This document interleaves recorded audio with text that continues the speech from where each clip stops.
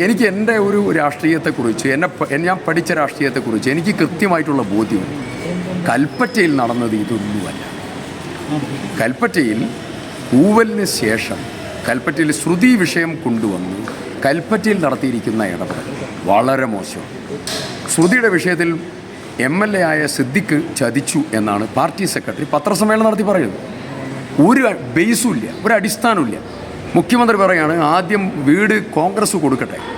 ഇവർ തന്നെ ക്യാബിനറ്റ് യോഗത്തിലേക്ക് വന്ന ചീഫ് സെക്രട്ടറി ശുപാർശ ചെയ്തതായിരിക്കുന്ന നോട്ട് ഇവർ തന്നെ നിരാകരിക്കുകയാണ്, ഇവർ തന്നെ മാറ്റിവെക്കുകയാണ്, നിരാകരിക്കുക.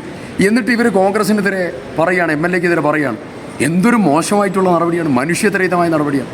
അത് ആ കള്ളം പറയാൻ ശ്രുതിയെപ്പോലെ ജീവിതത്തിലെ കനത്ത അനുഭവമുള്ള ഒരു ആളെ ഈ വിഷയത്തിലേക്ക് വലിച്ചിഴക്കുകയാണ്. അങ്ങനെ ചെയ്യരുത്, ഒരാളും ചെയ്യരുത്.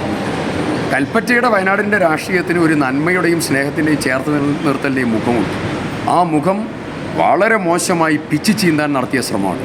ഈ ശ്രമമൊക്കെ എക്സ്പോസ് ചെയ്യപ്പെടും.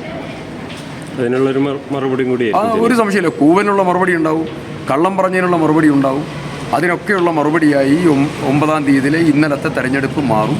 4-ാം തീയതി അത് കറക്റ്റായിട്ട് റിഫ്ലക്റ്റ് ചെയ്യും. തർക്കമില്ല.